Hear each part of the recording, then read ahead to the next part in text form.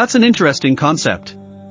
The Quran itself doesn't directly mention palaces built from gold, silver, and jewels in Jannah.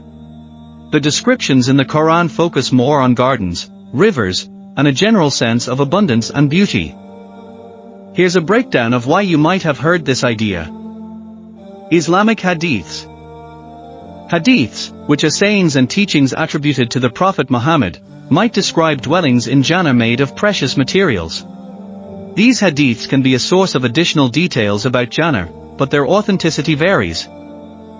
Metaphorical language. Descriptions of Jannah often use metaphorical language to convey the concept of unimaginable beauty and luxury. Gold, silver, and jewels could symbolize the immense value and splendor of Jannah.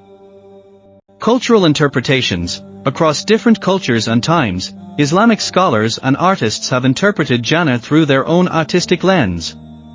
Palaces made of precious materials might be a way to express the grandeur of paradise. The Quran offers glimpses of Jannah, using rich imagery to describe a place beyond human comprehension.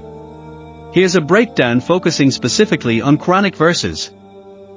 Gardens and abundance. The word Jannah itself appears numerous times, emphasizing a paradise filled with gardens.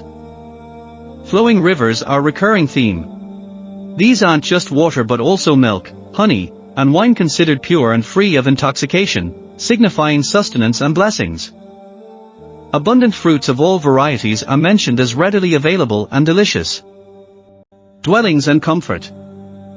The Quran describes thrones of dignity for residents to recline upon. High-raised palaces and lush greenery create a peaceful and luxurious atmosphere. Residents will be clothed in fine garments and adorned with beautiful jewelry. Companionship and pleasure.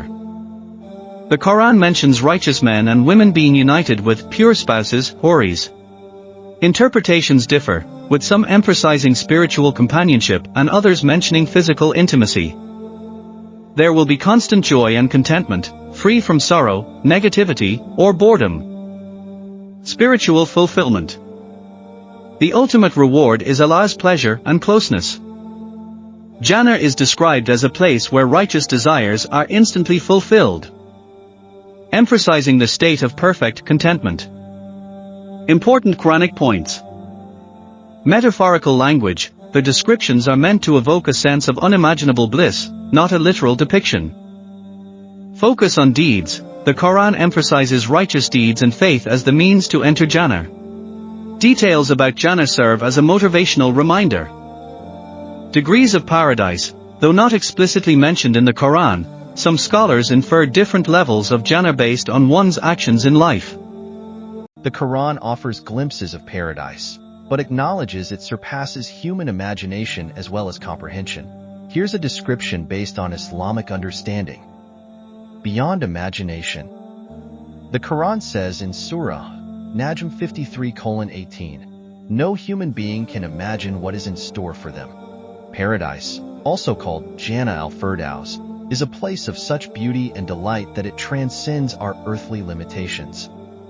Gardens of bliss. The word Janna itself translates to garden.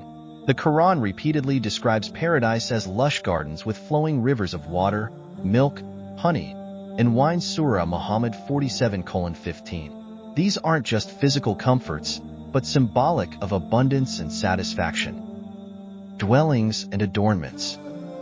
The Quran mentions beautiful dwellings and palaces in paradise. Surah An-Nahl 16:35. These are not just places to live, but reflect the honor bestowed upon the dwellers. Residents will be adorned with finest clothing and jewelry. Surah Fussilat 41:31. Companionship and contentment. Paradise promises righteous believers companionship with those they love in this life. Surah Az-Zukhruf 43:70. There will be peace, harmony, and fulfillment of all desires. Surah Fussilat 41:31. Eternal joy and divine pleasure. The Quran emphasizes that the greatest reward is Allah's pleasure. Surah At-Tawbah 72. Paradise is a place of everlasting joy and freedom from all worries and imperfections. Important to remember, these descriptions are metaphorical, offering a relatable concept. The true nature of paradise is beyond human understanding. Men and women will enjoy the delights of paradise equally. The details about specific doors, the number of gardens, or the exact layout are not central to the concept. The focus of the Quran is on the spiritual fulfillment and closeness to Allah experienced in paradise. It's a place where believers are rewarded for their good deeds and faith.